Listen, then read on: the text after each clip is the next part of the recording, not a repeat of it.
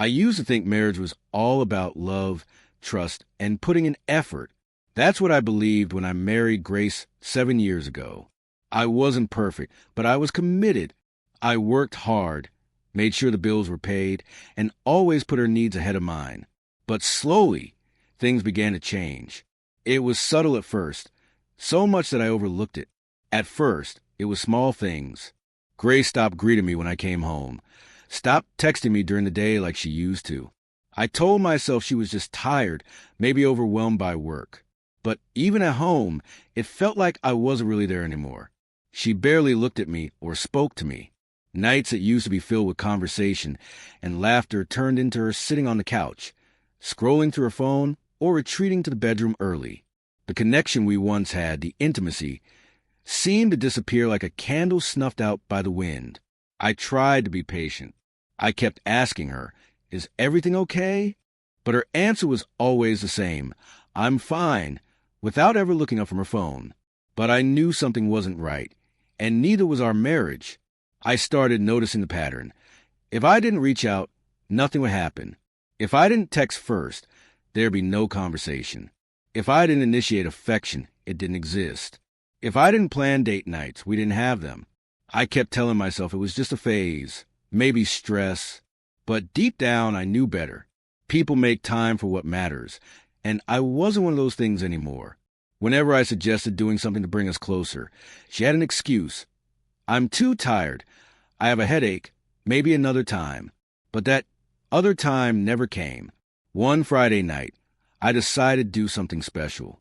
I left work early, went to the store, and bought everything I needed to make her favorite meal: pasta with homemade sauce, garlic bread on the side, and a nice bottle of wine. I set the table, dimmed the lights, and even lit a few candles, just like I used to when we were newlyweds. I waited, hoping tonight would be different. She came in around 7 p.m., tossed her bag onto the chair, and barely glanced at me when I greeted her. "Hey," she muttered. I smiled, tried to keep the mood light, but her eyes flickered to the table, to the meal I had spent hours preparing. She didn't smile, didn't look touched or happy. "I already ate," she said as she slipped off her shoes. My chest tightened. "You already ate?" I asked quietly. "Yeah, I grabbed some of the girls after work," she replied, before walking over to the couch, sitting down, and pulling out her phone like I wasn't even there.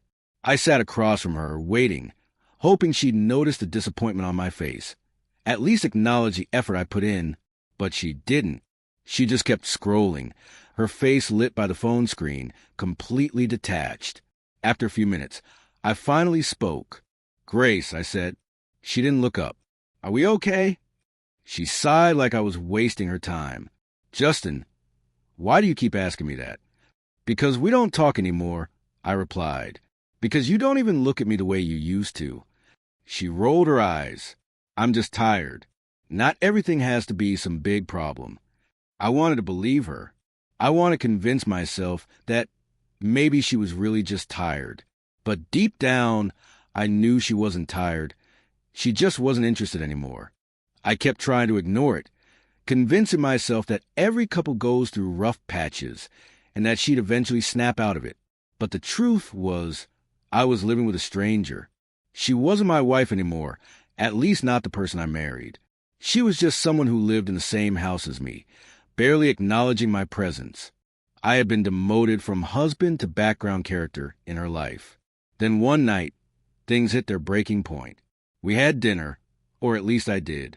Grace barely touched her food, still glued to her phone. Afterward, I cleaned up. Things we used to do together, things we used to share, now felt like a chore. When I walked back into the living room, she was curled up on the couch, still on her phone, her face blank and illuminated by the screen. I stood there for a moment, watching her. A heavy feeling settled in my chest. Enough. I walked over and sat beside her. "Grace, we need to talk." She didn't look up. "About what?" "About us. About this distance between us." She sighed and finally put her phone down, but there was no anger, no nervousness in her face. She just looked bored. "Justin, I don't know what you want from me." I stared at her, my jaw tightening. "I want my wife back." She scoffed and crossed her arms. I haven't gone anywhere. I let out a slow breath, try and keep my cool. Then why do I feel like I'm married to a ghost? We haven't been close in months.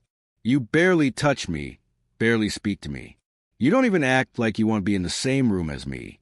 She rolled her eyes. I told you I'm tired. Can't you just understand that? Tired?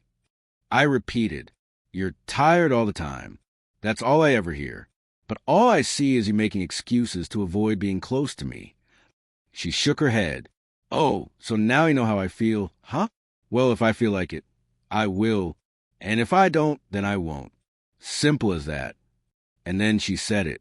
What I do with my body is none of your business. The words hit me like a slap. I couldn't process it at first. What? I whispered. She leaned back against the couch, arms still crossed. Indifferent. Just because we're married doesn't mean I owe you anything.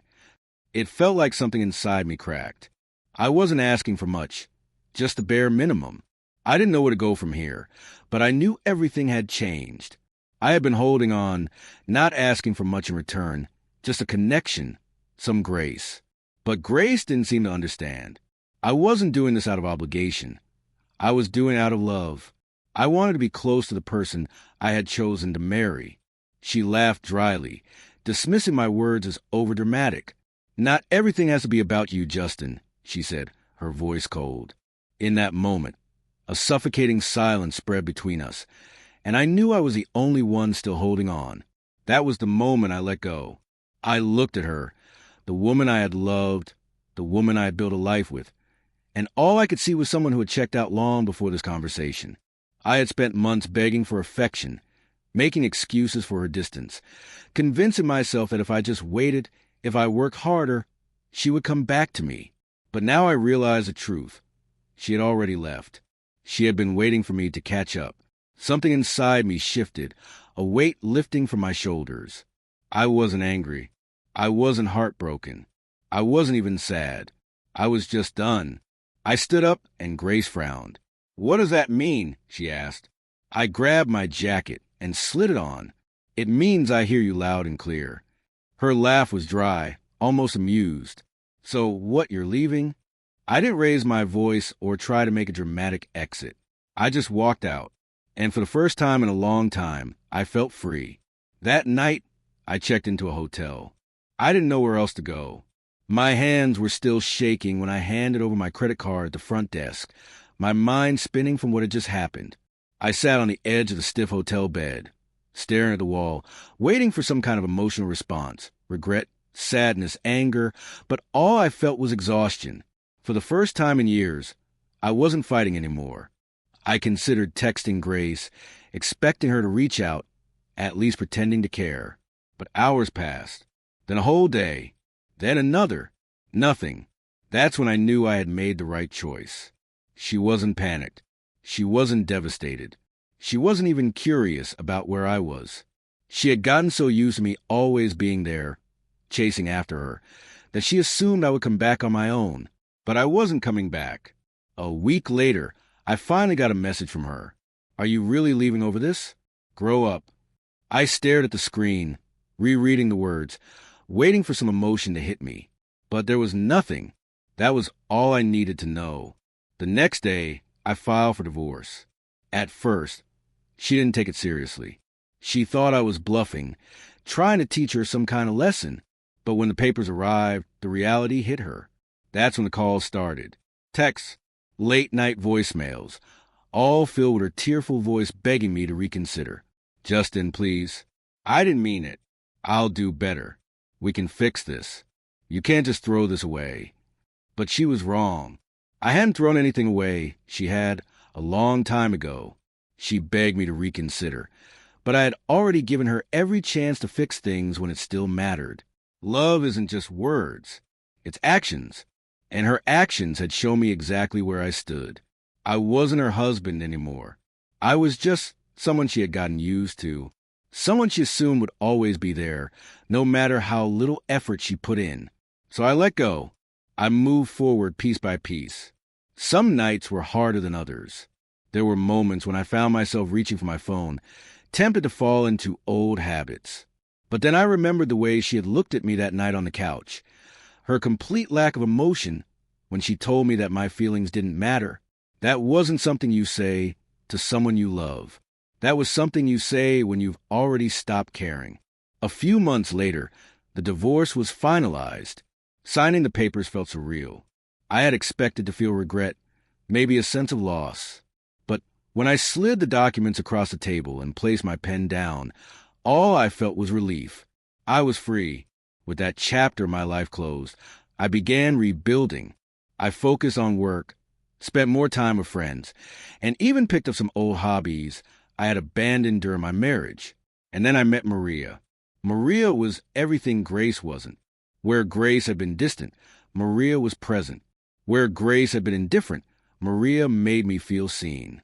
We met by chance, and before I knew it, we were spending more time together. Our conversations turned into dates, and those dates led to something I hadn't felt in years: happiness. For the first time in a long time, I wasn't just existing. I was living. Then one evening, Grace showed up. It was late, just past 8 p.m., when I heard the knock on my door. I hesitated before opening it, expecting maybe a neighbor or a delivery I had forgotten about. But when I swung the door open, there she was, Grace. Her hair was a mess, her eyes red and puffy like she'd been crying for hours. She looked smaller somehow, like she had lost the confidence she once carried so effortlessly. "Justin," she whispered. Behind me, Maria stood in the living room, looking toward the door. Grace's eyes flickered to her, then back to me, her face twisted in anger. Who the hell is she? I sighed, already exhausted by the situation. This is Maria, my girlfriend. Grace's mouth opened and closed. Then she let out a bitter laugh. "Wow," she scoffed, shaking her head. "You really moved on that fast." "Grace, why are you here?" I asked, my patience thinning. She ran a hand through her hair, her expression shifting from anger to something more fragile. "I tried dating," she admitted. "I tried moving on, but nothing lasted. And now I realize it was always you.